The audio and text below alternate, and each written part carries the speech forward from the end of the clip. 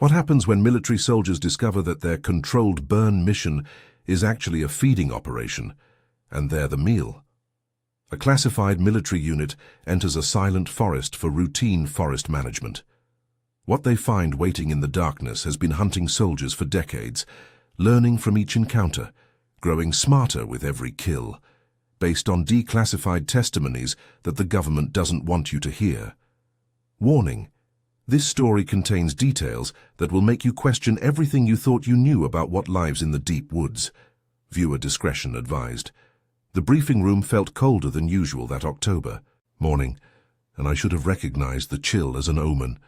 Lieutenant Morrison stood rigid behind the podium, his usually steady voice carrying an edge that made every soldier in the room unconsciously straighten in their seats. The fluorescent lights hummed overhead, casting harsh shadows across faces that would soon wish they'd never heard the words, "controlled burn operation." "Gentlemen," Morrison began, his eyes scanning the room but never quite meeting anyone's gaze directly, "you're being assigned to a routine forest management operation, Sector 7, approximately 40 kilometers northeast of the base. Your mission is simple: establish a perimeter, set controlled burn points, and execute a systematic clearing of designated areas. Simple." The word hung in the air like smoke, but something about the way he said it made my skin crawl. In 3 years of military service, I'd learned that when officers used words like simple and routine while avoiding eye contact, the mission was anything but. Sergeant Duarte shifted beside me, his weathered face showing the same skepticism I felt. He'd been through enough operations to recognize the signs: the hurried briefing, the lack of detailed maps, the way Morrison's hands trembled almost imperceptibly as he flipped through papers that seemed to contain far more information than he was sharing. "Sir," Private Miller raised his hand tentatively, "what exactly are we clearing the forest for? New construction? Farming?" Morrison's pause lasted exactly 3 seconds too long. "Habitat management. There have been issues with predatory wildlife in the area. The controlled burn will encourage natural migration patterns and restore ecological balance." Predatory wildlife. The phrase sent an inexplicable shiver down my spine, though I couldn't explain why.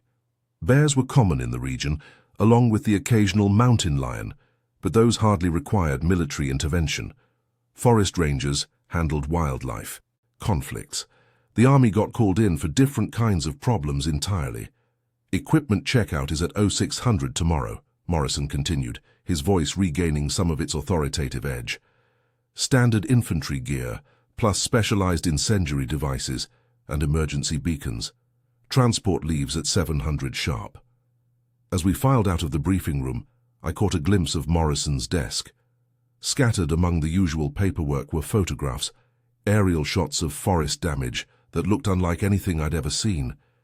Trees weren't just knocked down, they were twisted, shredded, torn apart, with a violence that spoke of incredible strength and somehow deliberate rage. In one corner of a photo, barely visible, was what might have been a massive paw print in the mud, but the scale seemed impossible. That night, sleep came fitfully. I dreamed of yellow eyes watching from between black trees, and breathing that wasn't quite human but wasn't quite animal either. When I woke, the taste of wild copper filled my mouth, and somewhere in the distance, too close to be my imagination, something howled long and low, a sound that made every instinct I possessed scream warnings I didn't yet understand. The assignment was simple, they said. Routine, they promised. They lied. The military truck's engine cut through the morning air like a blade, but as we approached the forest's edge, even that mechanical roar seemed to grow muted, swallowed by something larger and more oppressive than simple distance. I remember the exact moment we descended from the vehicle, because the air itself changed, thick, humid, unnaturally still, as if the entire woodland was holding its breath and watching our every movement.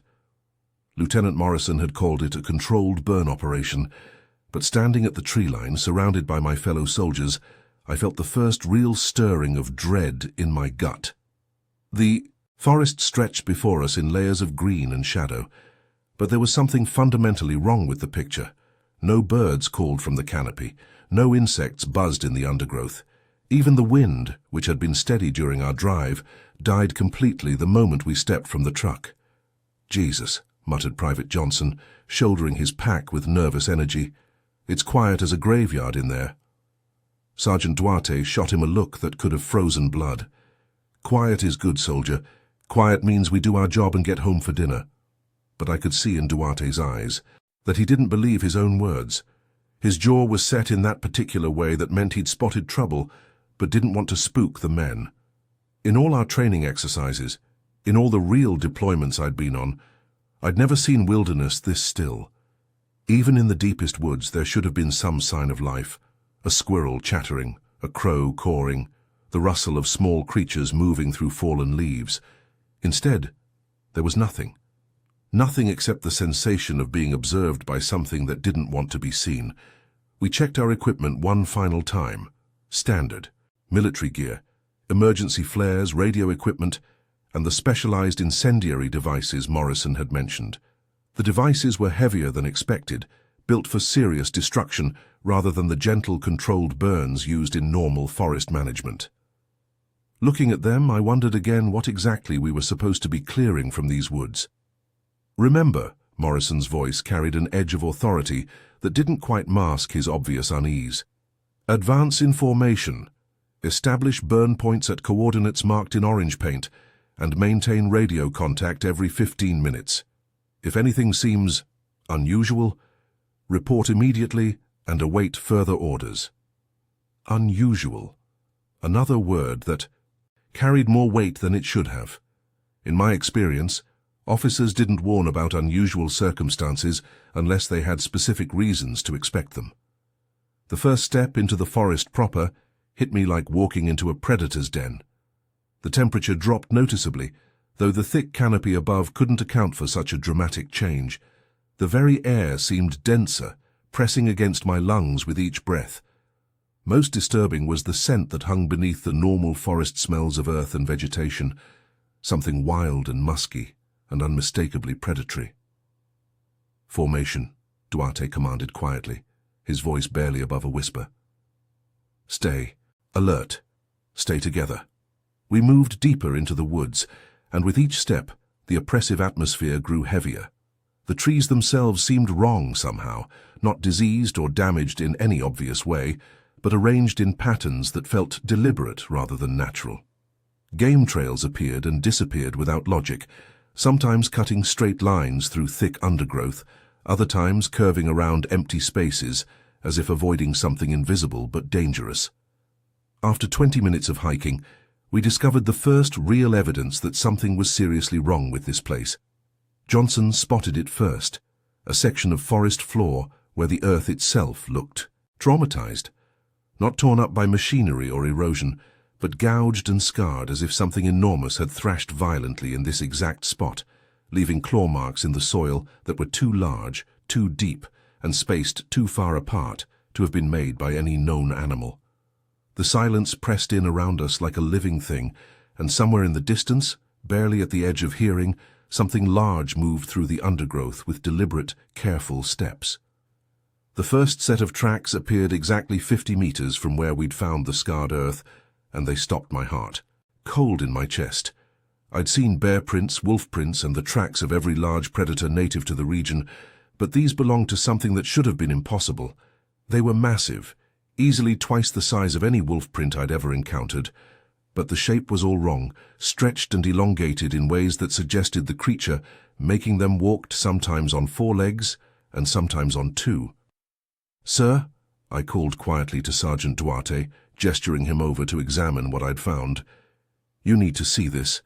Duarte knelt beside the tracks, his experienced eye taking in details that made his face progressively paler.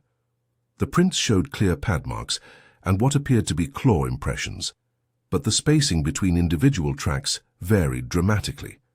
In some sections, they followed a normal 4-legged gait pattern. In others, they spaced farther apart, as if the creature had risen onto its hind legs and taken longer, more purposeful strides. "What the hell makes tracks like this?" Private Miller whispered, crowding close to get a better look. Duarte stood slowly, his hand unconsciously moving to rest on his sidearm.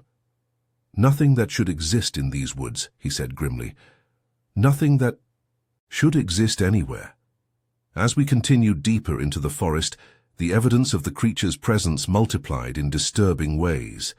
Claw marks gouged into tree trunks at impossible heights, some nearly 3 meters off the ground, displayed a pattern of 4 parallel scratches that spoke of talons both longer and stronger than any bear possessed. The marks weren't random scratches from climbing. They were deliberate, territorial markings that formed crude symbols when viewed from the right angle.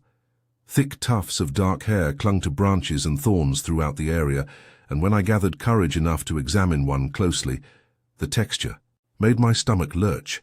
It was coarse and wiry like wolf fur, but underneath lay strands that were disturbingly fine and straight, almost human in quality. The scent clinging to the hair was overwhelming, a mixture of wet animal musk and something else, something that reminded me of human sweat and fear. "This whole area reeks like a zoo," Johnson muttered, covering his nose with his sleeve. "What kind of animal marks territory this aggressively?" But it wasn't just the scent that troubled me. It was the intelligence behind the markings. These weren't random territorial claims made by a mindless beast. The scratches on the trees formed patterns. The hair was distributed too evenly to be accidental, and the tracks themselves seemed to follow routes that would give the creature maximum visibility of anyone entering its domain while providing perfect concealment for itself. We were being watched. I could feel eyes on us from somewhere in the green shadows between the trees, and every instinct I possessed screamed that we were no longer the hunters in this scenario. We had become prey, and whatever claimed this forest as its territory was studying our movements, learning our patterns, and planning something that would end very badly for all of us. The radio crackled with Morrison's voice. "Alpha Team, report status." Duarte keyed his mic, his voice carefully neutral. "Proceeding as planned, sir. Some unusual wildlife sign in the area, but nothing that affects the mission." "Copy that. Maintain schedule and report any significant developments." Significant developments.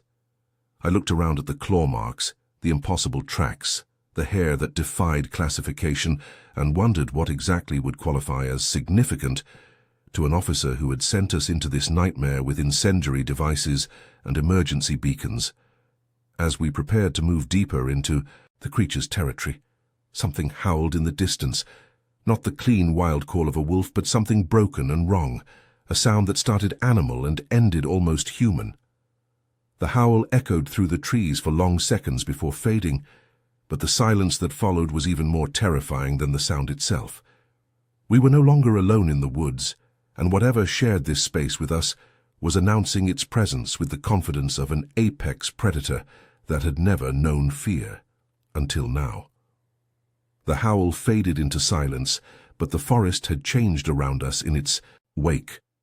What had been oppressive quiet before became something alive and malevolent, filled with the sensation of barely contained breathing just beyond the reach of our vision. Every tree seemed to lean inward, every shadow appeared to shift when I wasn't looking directly at it, and the very air moved with the rhythm of massive lungs drawing in our scent. "Did you hear that?" Miller whispered. His rifle gripped so tightly, his knuckles had gone white. "We all heard it," Duarte replied grimly, but his eyes were scanning the tree line with the intensity of a man who knew danger was close. "Stay in formation, watch your sectors, and keep your weapons ready." Ready for what, I wondered. The standard military training manual didn't cover engagement protocols for creatures that left tracks like the ones we'd been following, and our ammunition was designed for human targets, not whatever massive predator had claimed this forest as its hunting ground. We advanced another 100 meters before discovering evidence that made my blood run cold. A trail of blood appeared in the undergrowth, not the thin line left by a wounded animal fleeing to safety, but thick, deliberate spatters that spoke of something far more violent. The blood was too fresh to have come from any ordinary hunt, and the pattern suggested it had been deliberately placed like a warning or a lure. Following the trail led us to a small clearing where the true horror of our situation became undeniably clear. The ground was torn up as if something had thrashed violently in pain or rage, but the disturbance pattern was wrong for any normal animal behavior. Trees on the perimeter showed fresh damage. bark stripped away in long, parallel gouges that could only have been made by claws of impossible size and strength. But it was what we found in the center of the clearing that stopped us all dead in our tracks. Scattered across the torn earth were pieces of what had once been a deer, not killed and consumed in the manner of any natural predator, but literally torn apart with a violence that spoke of intelligence, rage, and something approaching sadistic pleasure. The bones were cracked and splintered, many showing clear marks from teeth that were far too large and far too sharp to belong to any known carnivore in the region. "Jesus Christ," Johnson breathed, fighting back the urge to vomit. "What kind of animal does this?" Duarte knelt beside the remains, his experienced eye taking in details that made his face even more grim. "No animal," he said quietly. "Animals kill to eat. They don't play with their food like this." As if summoned by his words, the breathing sound returned, slow, deliberate, and impossibly close. It seemed to come from all around us simultaneously, as if the forest itself had developed lungs. But underneath the rhythmic inhalation and exhalation was something else, something that made my skin crawl with primitive terror, a barely audible rumbling that was part growl, part purr, and entirely predatory. The creature was near, close enough that I could smell the copper scent of fresh blood on its breath, close enough that I could feel the heat radiating from its massive body, but still invisible in the green shadows that seemed to bend and shift around its presence. "Sir," I whispered urgently to Duarte, "we need to get out of here, now." But even as the words left my mouth, I realized it was already too late. Fresh tracks appeared in the soft earth around the clearing, not the old signs we'd been following, but new impressions made in the last few minutes while we'd been examining the deer remains. The creature had been circling us, studying us, learning our scent and our movements while we stood exposed in the open space. The breathing grew louder, more pronounced, and now I could detect a disturbing intelligence in its rhythm. This wasn't the simple respiration of a wild animal. It was the controlled breathing of something that was thinking, planning, savoring the moment before it struck. When the radio crackled again with Morrison's voice requesting our status report, Duarte's response carried an edge of barely controlled panic. "Sir, we have a situation here, requesting immediate extraction and backup." "Negative, Alpha Team. Complete your mission and return as scheduled." As we prepared to retreat from the clearing, something moved in the trees directly ahead of us, something large enough to displace air and bend branches, but still too quick and too cleverly concealed for us to get a clear view.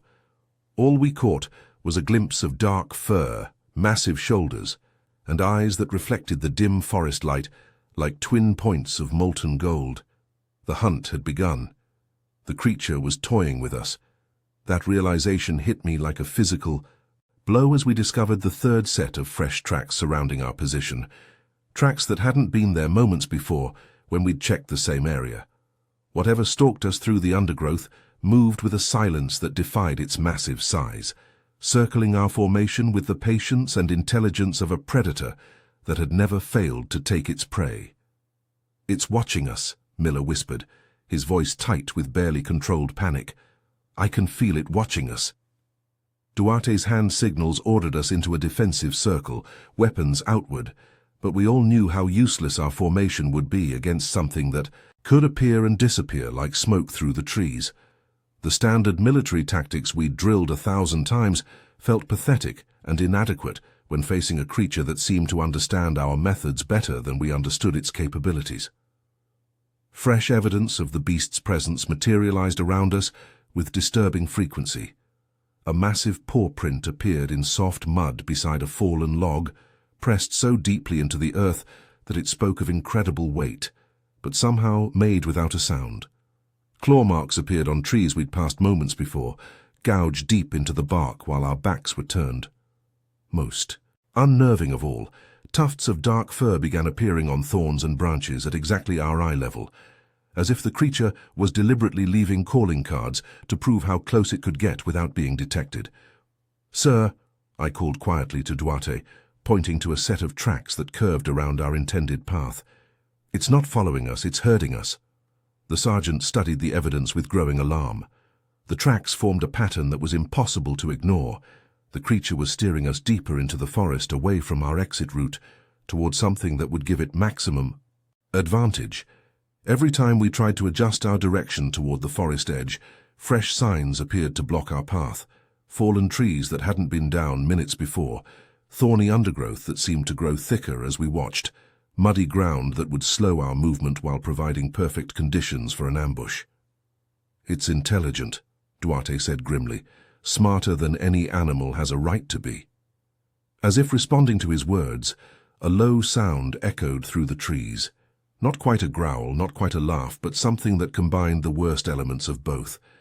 The sound was close enough that I could feel it vibrating in my chest, and it carried an unmistakable note of amusement, as if the creature found our predicament entertaining. The radio crackled with Morrison's increasingly agitated voice. "Alpha Team, you're behind schedule. Report your current position." "Sir, we have a hostile wildlife situation," Duarte replied tersely. "Requesting permission to abort the mission and return to base."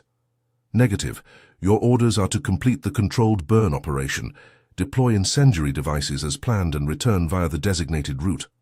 The designated route would take us directly through the heart of the creature's territory, exactly where it wanted us to go. I began to suspect that Morrison knew more about our situation than he was letting on, and that this mission had never been about controlled burning at all. A branch snapped somewhere to our left, a sound so sharp and deliberate that it could only have been intentional. When we turned toward the noise, a shadow moved between the trees, too large and too quick to be natural, there and gone before our eyes could properly focus on it. But in that brief glimpse, I caught sight of something that made my blood freeze, a silhouette that stood upright like a man but was built like a nightmare, with shoulders too broad, arms too long, and a head that was wrong in every conceivable way. "Did you see that?" Johnson gasped, raising his rifle toward where the shadow had disappeared. We had all seen it, but none of us wanted to admit what we'd witnessed, because what we'd seen was impossible, something that walked upright like a human, but possessed the size and power of a creature that should have been limited to 4 legs. Something that combined the worst aspects of man and beast into a form that evolution should have never allowed to exist. As we prepared to continue deeper into its domain, the creature called out again. This time not a growl or a laugh, but something that started as an animal vocalization and ended with distinctly human syllables, as if it was trying to speak words in a voice that was never designed for human language. The hunt was entering its next phase, and we were about to discover exactly what kind of predator had been studying our every move.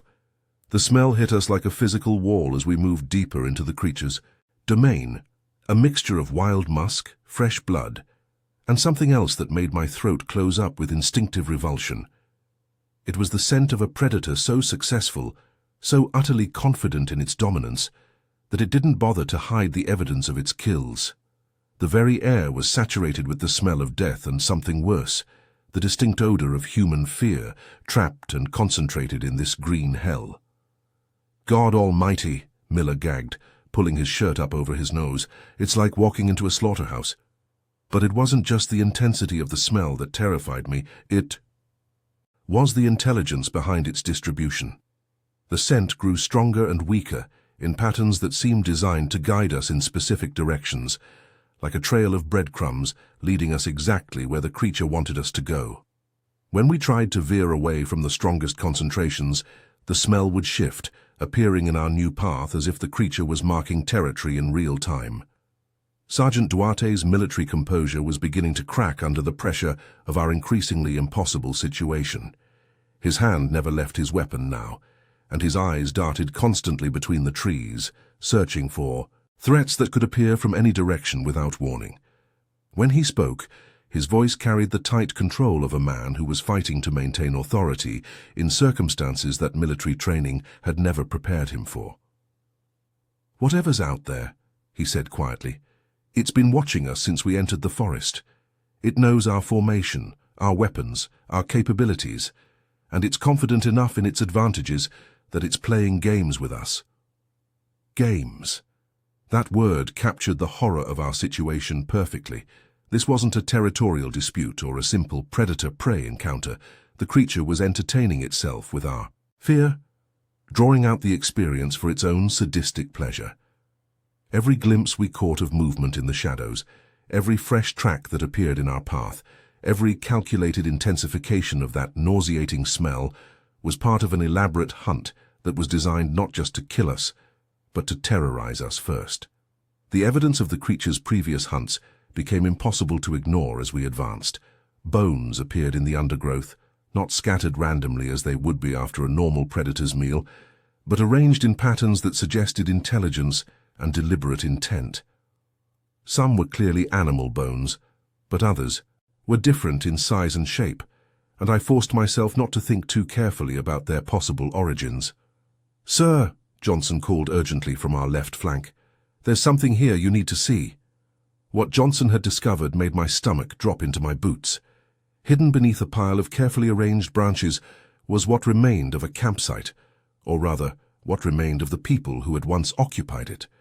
Torn fabric, scattered gear, and personal items that looked like they'd been deliberately collected and displayed spoke of an encounter that had gone very badly for previous visitors to these woods. But the most disturbing element wasn't what we found, it was what was missing. The scene showed clear signs of violence, but there were no human remains, no bones, no evidence of what had happened to the people who had owned these scattered belongings. They had simply vanished, leaving behind only their possessions and the unmistakable signs of having encountered something that was far more than any natural predator. As if summoned by our discovery, the creature's presence intensified around us. The breathing sounds returned, closer and more pronounced than before, accompanied by something new, a low, rhythmic sound that might have been purring if it had come from anything smaller than a freight train. The sound vibrated through the ground beneath our feet and through the air around us, creating a sensation of being inside the creature's throat while it contemplated its next meal. "Move out," Duarte ordered tersely. "Now. We're completing this mission and getting the hell out of here." But as we prepared to continue toward our target coordinates, something stepped deliberately onto a branch somewhere in the trees above us. The sound was intentional, designed to get our attention, and when we looked up, we caught a glimpse of something that would haunt my dreams for years to come. A massive silhouette moving through the canopy with impossible grace, using branches that should never have supported its weight, and watching us with eyes that gleamed with too much intelligence and far too much hunger. The creature was finished playing games. The real hunt was about to begin. The forest canopy seemed to thicken above us like closing fingers, blocking out what little afternoon sunlight had been filtering through the leaves. Within minutes, what should have been broad daylight became a premature twilight that pressed against us from all sides, and I realized with growing horror that the darkness wasn't entirely natural. Something was moving through the upper branches, something large enough to block significant amounts of light as it paced our movements from above. "Sir," I called quietly to Duarte, "the sun doesn't set for another 4 hours." Duarte's face had gone pale as he studied the unnatural gloom settling around us. In all his years of military service, through every deployment and training exercise, he'd never encountered anything that could manipulate its environment like this. The creature wasn't just stalking us, it was preparing the battleground, creating conditions that would give it maximum advantage when it finally decided to attack. The temperature dropped noticeably as the darkness deepened, and our breath began to mist in the suddenly frigid air. But the cold wasn't the worst part of our deteriorating situation. With the premature darkness came sounds, subtle at first, then increasingly impossible to ignore. Branches creaked and groaned under weight that shouldn't have been able to move so silently through the trees. Leaves rustled in patterns that suggested something massive traveling above us with deliberate stealth. Most disturbing of all was the breathing, which had grown so pronounced that it seemed to synchronize with our own panicked respiration. Whatever stalked us was close enough that I could smell the wet animal musk of its fur and the copper scent of fresh blood on its breath, but still concealed in the unnatural shadows that seemed to bend around its presence. "Contact base," Duarte ordered tersely. "Tell them we need immediate extraction." But when Johnson keyed the radio, all that came through was static, punctuated by what might have been howls or might have been electronic interference. The static itself seemed wrong, too rhythmic, too purposeful, as if something was deliberately jamming our communications while mimicking the sounds that had been echoing through the forest. "No signal, sir," Johnson reported, his voice tight with barely controlled panic. "Something's interfering with the transmission." Something with the intelligence to understand that cutting off our communication would isolate us completely, leaving us helpless and alone in its territory with no way to call for help. The creature wasn't just physically superior, it was tactically sophisticated in ways that challenged everything we thought we knew about predator behavior. As the unnatural darkness continued to deepen around us, the first real howl pierced the air. Not the distant call we'd heard before, but a sound so close and so overwhelming that it seemed to come from inside our own chests. The howl started low and animalistic, a sound that could have come from any large predator, but as it continued, it changed in ways that made my skin crawl. The animal growl gradually shifted, taking on tones and inflections that were disturbingly human. By the time the sound faded, it had become something that was neither fully animal nor fully human, but a horrifying combination of both. The voice of something that had once been human or had learned to mimic human sounds for its own terrible purposes. "What the fuck was that?" Miller gasped, spinning in circles as he tried to identify the source of the sound. But the howl had come from everywhere and nowhere, echoing off the trees in ways that made it impossible to pinpoint the creature's location. It could have been 10 feet away or 100 yards distant, and that uncertainty was exactly what it wanted. The creature was using psychological warfare, breaking down our morale and our ability to think rationally before it moved in for the kill. When the echo of the howl finally faded, it left behind a silence that was somehow worse than the sound itself. In that silence we could hear our own heartbeats, our own panicked breathing, and underneath it all, the patient, predatory breathing of something that was waiting for the perfect moment to strike. The darkness was complete now, and somewhere in that darkness, something that should not have existed was preparing to show us exactly why these woods had been marked for burning. The attack came with the silence of death itself. One moment Miller was walking point, his rifle ready and his eyes scanning the unnatural darkness ahead of us, and the next moment he was gone. Not grabbed with dramatic violence, not taken with screaming and struggle, but simply removed from existence so quickly and quietly that for several seconds none of us realized what had happened. "Miller," Duarte called quietly, then louder when no response came. "Miller, report your position." But there was no Miller to report. Where he had been walking just seconds before, there was nothing but empty air and a faint impression in the forest floor where something massive had briefly touched down. The silence stretched out between us, broken only by our increasingly panicked breathing and the sound of something large moving through the underbrush with deliberate, measured steps. "He was right there," Johnson whispered, his voice cracking with disbelief. "He was right fucking there, and now he's just gone." Duarte's military training took over, forcing him to maintain some semblance of command, even as our situation spiraled beyond anything in the tactical manual. "Defensive positions," he ordered tersely. "Watch all directions. Whatever took Miller is still close." But defensive positions felt pathetic and inadequate when facing a creature that could make a full-grown soldier disappear without a sound. Our standard formations were designed for human enemies who followed predictable patterns and obeyed the laws of physics. This thing moved like smoke through the trees, striking without warning and vanishing before we could even confirm what we were fighting against. The forest around us had become a predator's maze, and we were the mice being systematically eliminated one by one. A thin trail of blood appeared in the undergrowth where Miller had vanished, not the splattered evidence of violence, but a careful line of drops leading deeper into the creature's domain. The trail was too neat, too deliberate to be accidental.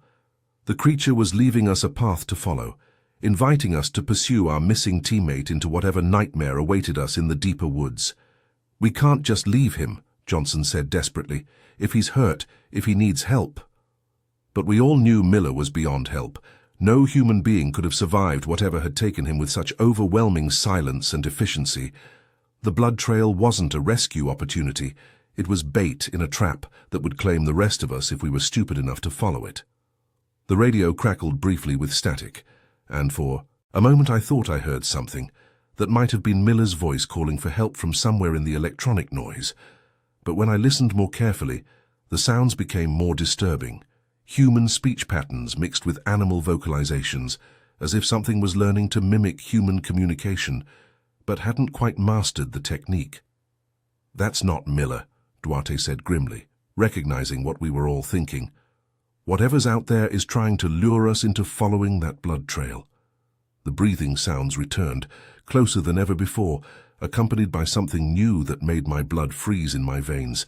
Footsteps. Not the four-legged padding of a normal predator, but the deliberate two-legged stride of something that walked upright when it chose to. The steps circled our position with careful precision, and I could hear that each footfall was massive, heavy enough to crack branches and compress earth under incredible weight. Between the footsteps, we caught glimpses of our stalker, never a clear view, but fragmentary images that our minds struggled to process. A shadow that stood too tall to be natural. A silhouette with shoulders too broad and arms too long for any human frame. Eyes that reflected our flashlight beams with the cold intelligence of a predator that had never known fear. "Sir," I whispered urgently to Duarte, "what the hell are we fighting?" But before Duarte could answer, the creature called out to us, not with the howl we'd heard before, but with something far more disturbing. It was Miller's voice, perfect in every detail, calling for help from somewhere in the darkness ahead of us. The mimicry was so exact that for a moment Johnson actually stepped toward the sound before catching himself. "Help me," Miller's voice called again, but this time there was something wrong with the cadence, something that suggested the speaker didn't quite understand the meaning of the words it was using.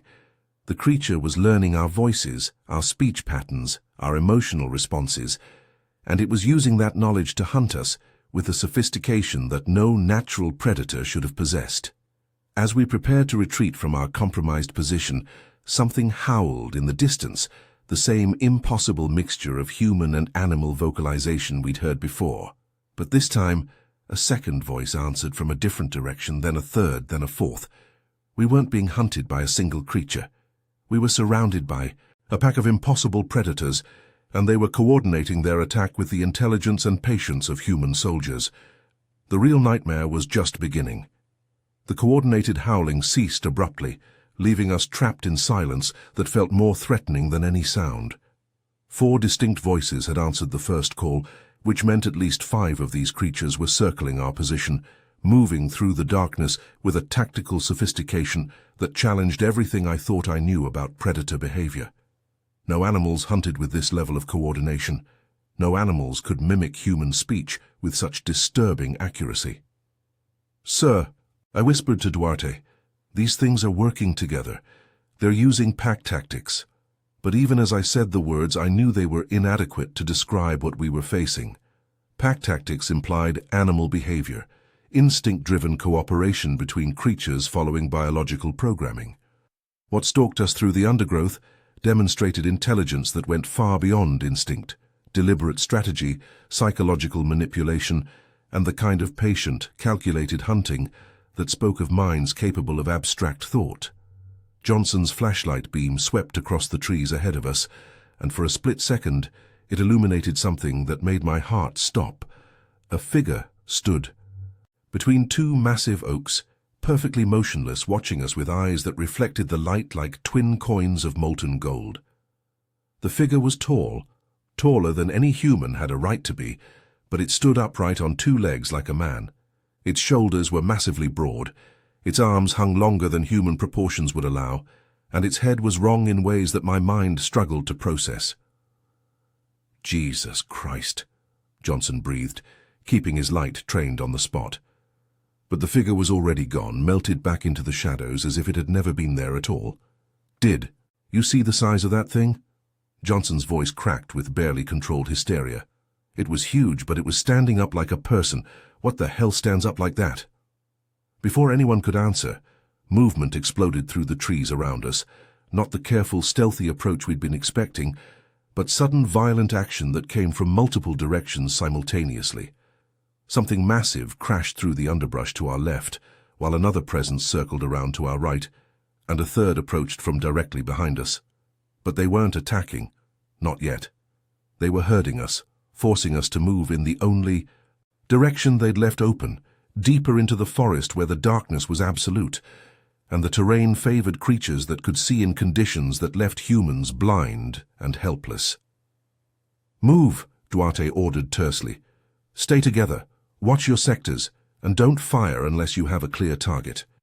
We moved forward through the gauntlet they'd created for us, and with each step, we caught more glimpses of our hunters. They moved sometimes on 4 legs like wolves, sometimes upright like humans, transitioning between postures with a fluid grace that should have been impossible for creatures of their size. When they ran, on 4 legs, they covered ground with the speed and silence of natural predators. When they rose to 2 legs, they gained height and reach. That would give them devastating advantages in close combat. The worst part was their obvious intelligence. They didn't just hunt by instinct. They observed, learned, and adapted their tactics based on our responses. When Johnson tried to break left toward what looked like an escape route, one of them appeared instantly to block his path, rising from a crouch to its full bipedal height, and demonstrating that it had anticipated his movement before he'd made it. "They're thinking," I said aloud, the realization hitting me like a physical blow. These things are actually thinking, planning, strategizing. As if responding to my words, one of the creatures called out, not with Miller's stolen voice this time, but with something that started as a growl and gradually shaped itself into recognizable syllables. The words were distorted, spoken by vocal cords that weren't designed for human language, but the meaning was unmistakable. Run. It was toying with us, demonstrating its ability to understand and use our language while making it clear that our flight was part of its entertainment. We weren't prey being hunted for food. We were participants in a game that these creatures played with intelligence, cruelty, and the absolute confidence of predators that had never known defeat. The breathing sounds returned, but now they came from multiple sources, synchronized in a way that created an oppressive rhythm that seemed to match our panicked heartbeats. The creatures were close enough that I could smell their musk, feel the heat radiating from their massive bodies, and hear the subtle sounds of their movement through the undergrowth. When Duarte's flashlight finally illuminated one of them clearly, the image burned itself into my memory with the intensity of a nightmare.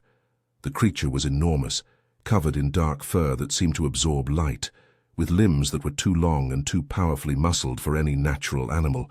Its face was the worst part, a horrible fusion of human and wolf features that should never have existed, with intelligence gleaming in eyes that held far too much awareness.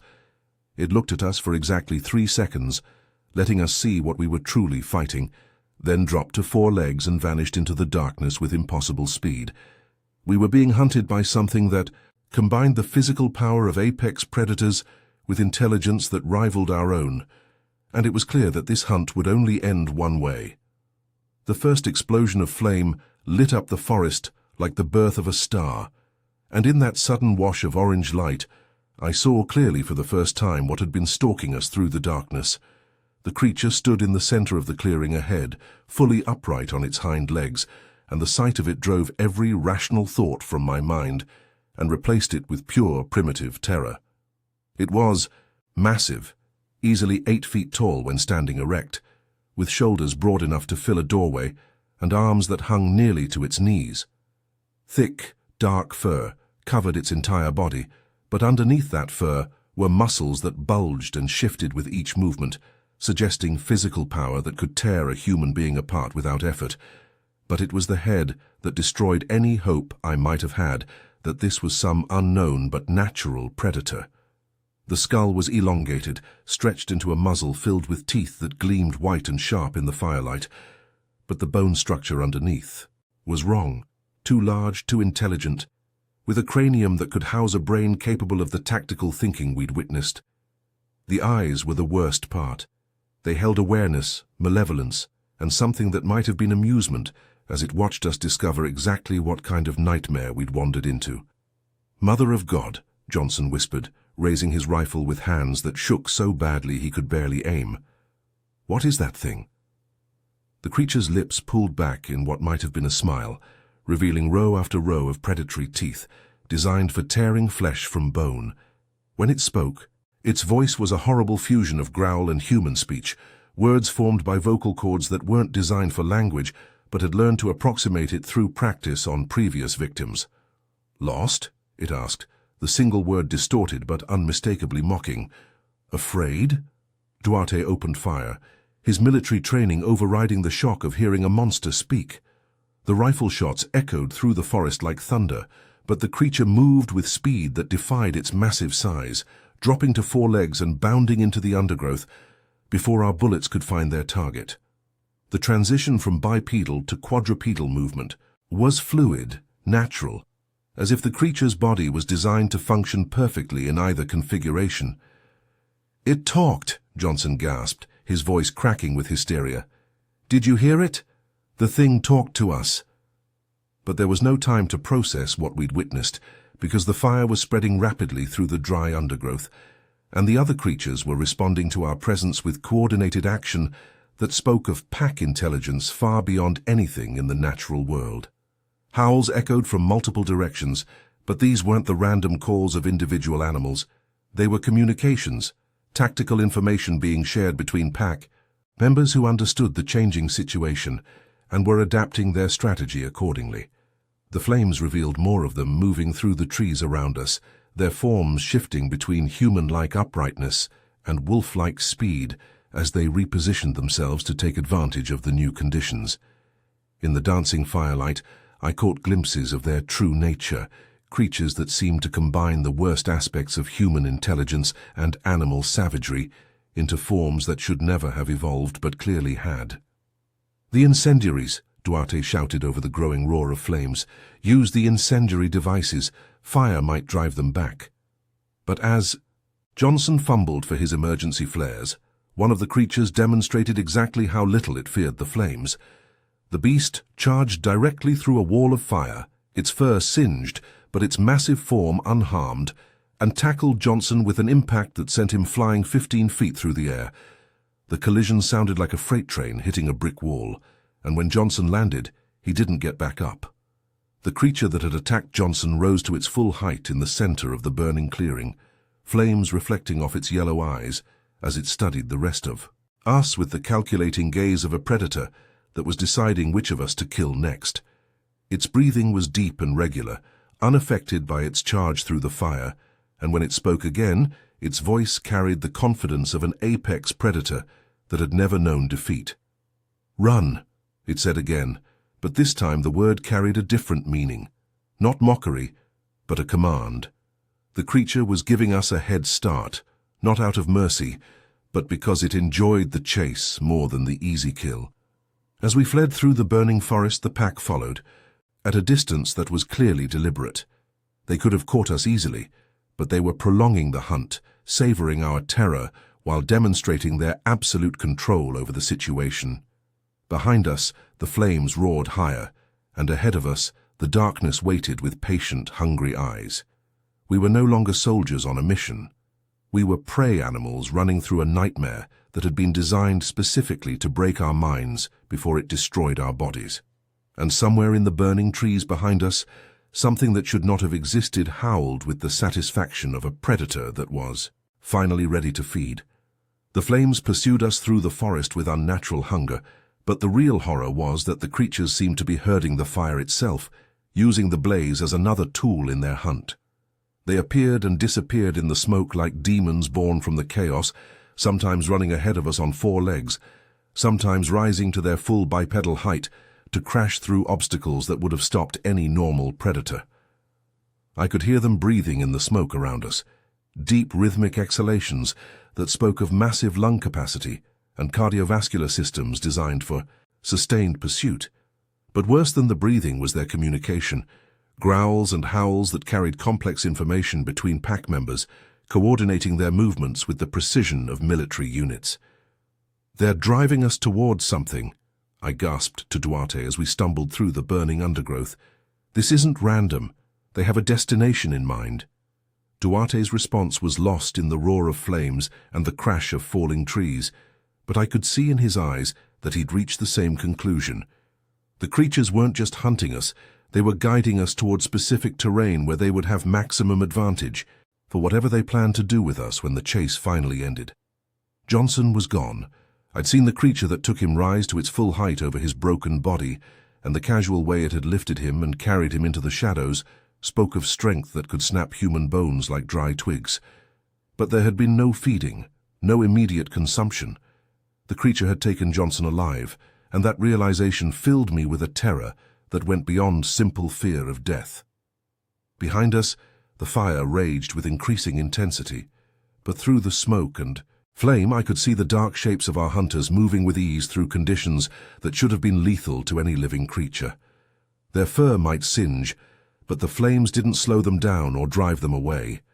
If anything, they seemed energized by the chaos, more active and aggressive than they'd been in the relative calm of the earlier forest. "There!" Duarte shouted, pointing through the smoke toward what looked like a break in the trees. "Clear ground ahead, if we can reach it." But as we burst from the burning forest into the small clearing, I realized we'd been maneuvered exactly where the creatures wanted us to be. The space was surrounded by rocks and fallen trees that would make escape difficult, with only one obvious exit that would force us to move in single file through terrain perfect for ambush. We hadn't found sanctuary. We'd been driven into a killing ground. The breathing sounds intensified around the perimeter of the clearing, and now I could see eyes reflecting the firelight from multiple positions in the surrounding darkness. At least 4 of the creatures had taken positions around us, and their patience spoke of predators that had done this many times before with other victims who had believed they were escaping. "Sir," I whispered desperately to Duarte, "we're surrounded. They've been planning this from the beginning." As if responding to my words, one of the creatures stepped into the firelight at the edge of the clearing. It moved upright like a human, but its proportions were wrong in every possible way. Too tall, too broad, too powerfully built for anything that had ever walked on 2 legs. When it spoke, its voice carried the awful mixture of intelligence and predatory hunger that had haunted us through the burning forest. "Tired?" it asked, the word distorted but clearly mocking. "Hurt." The creature's head tilted as it studied us with eyes that held too much awareness, too much calculation. It was evaluating our condition, our remaining strength, our capacity for further flight. This wasn't mindless animal behavior. It was the careful assessment of a predator that took pleasure in breaking its prey both physically and psychologically before delivering the final blow. "What do you want?" Duarte demanded, raising his weapon toward the creature. The thing's lips pulled back in that horrible approximation of a smile, revealing teeth designed for tearing flesh. When it answered, its voice carried the satisfaction of a hunter that had successfully completed a complex stalk. "Play," it said simply. But this wasn't a game any human being could win.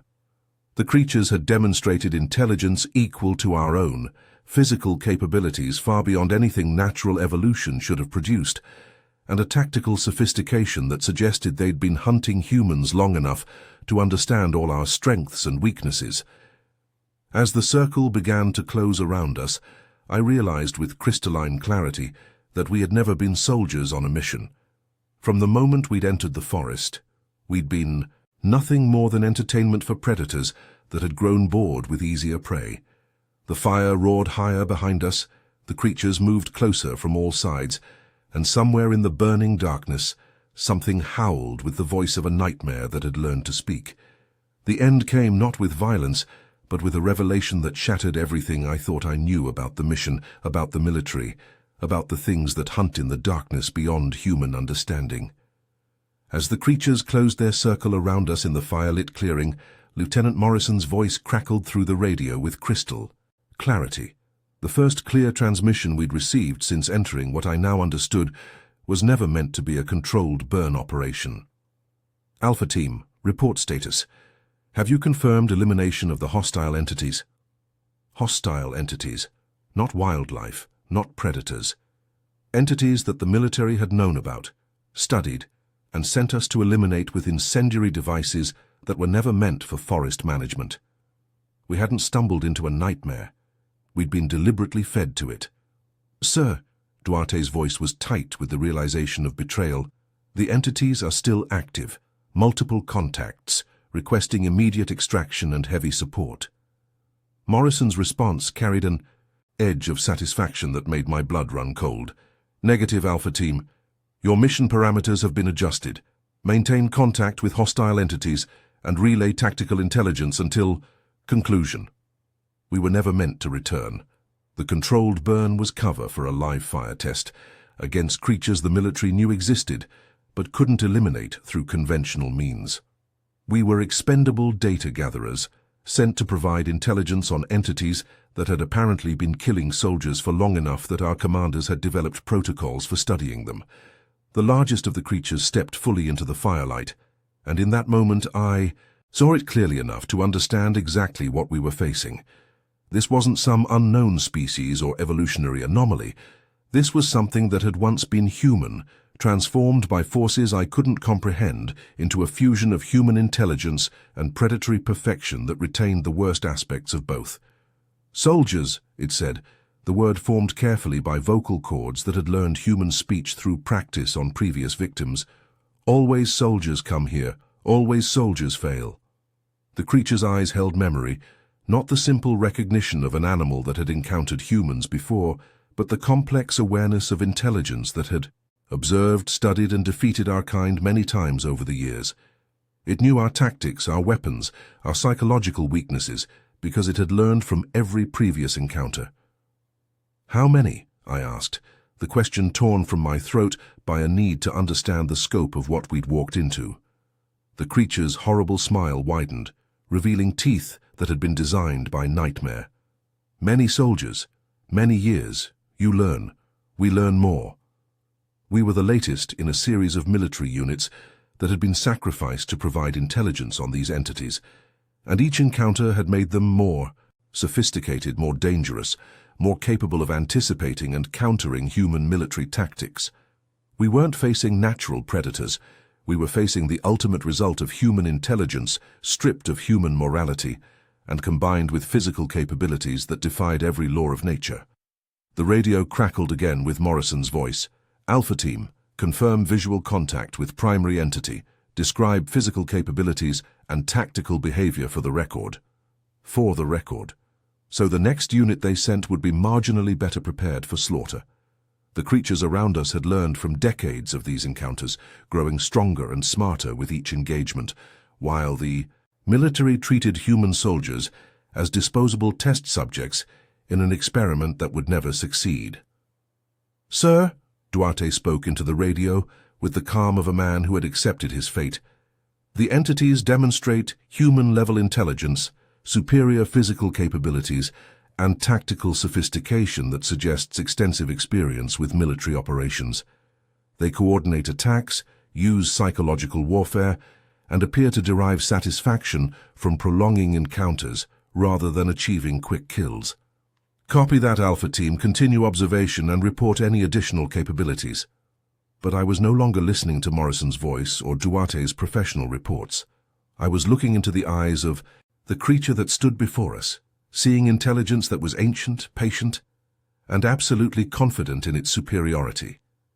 These things had been here long before the military discovered them, and they would be here long after the last soldier was sent to feed their games. The creature leaned forward slightly, its massive form radiating heat and the scent of wild places that humans were never meant to enter. When it spoke again, its voice carried the weight of truth that no amount of military protocol could deny. We let you go now, it said simply. Tell them we are learning. And that was the most terrifying revelation of all. These entities weren't just killing the soldiers sent against them, they were deliberately allowing survivors to return, to report, to bring back more soldiers who would provide additional opportunities for the creatures to study human military capabilities and develop countermeasures. I was being released not out of mercy, but because I was more valuable as a messenger than as a meal. The creatures had learned that fear was a weapon, that survivors carried psychological damage that could spread through military units like a virus, undermining morale and effectiveness. As the circle of predators melted back into the burning forest, leaving me alone in the clearing with the dying flames and the taste of terror in my mouth, I understood that I had become part of their strategy. Every word I spoke about the encounter, every detail I reported, every nightmare I experienced would serve their purposes as effectively as any direct attack. The radio crackled one final time with Morrison's voice. "Alpha Team, prepare for extraction at coordinates Delta 7. But there was no Alpha Team anymore. There was only me, a broken soldier carrying a message from creatures that had transcended the boundaries between human and animal, intelligence and instinct, predator and nightmare. I stumbled toward the extraction point through forest that still burned with unnatural fire, knowing that somewhere in the darkness behind me, ancient eyes were watching my retreat with satisfaction. The mission had been completed exactly as they intended, not the military's mission, but theirs. The truth was worse than any nightmare I could have imagined. Somewhere in the deep woods, creatures that had once been human continued their patient war against the species that had created them, learning and adapting and growing stronger with each encounter. And I had become their latest unwitting ally in that war. The word that had been trying to form in my mind since the first moment I saw the impossible tracks finally escaped my lips in a whisper that was lost in the roar of flames. Werewolves. But even that word was inadequate to describe what I had encountered. These were something far more terrible than any legend. They were the result of human intelligence unleashed from human limitations, predators that combined the worst aspects of man and beast into something that evolution should never have allowed to exist. As the helicopter appeared overhead to extract the sole survivor of Alpha Team, I realized that my real mission was just beginning. Because somewhere in the Pentagon, in classified files that would never see daylight, officials were already planning the next deployment. And the creatures in the forest were waiting for them with the patience of apex predators that had never known defeat. If this tale of terror in the deep woods sent chills down your spine, make sure to subscribe to our channel for more spine-tingling stories that will keep you awake at night. Hit that like button if you felt your heart racing during this encounter with the impossible, and don't forget to leave a comment telling us what city or country you're watching from. We love connecting with our global audience of horror enthusiasts. Have you ever heard stories of strange creatures, unexplained howls, or mysterious disappearances in the forests near your home? Share your own encounters with the unknown in the comments below.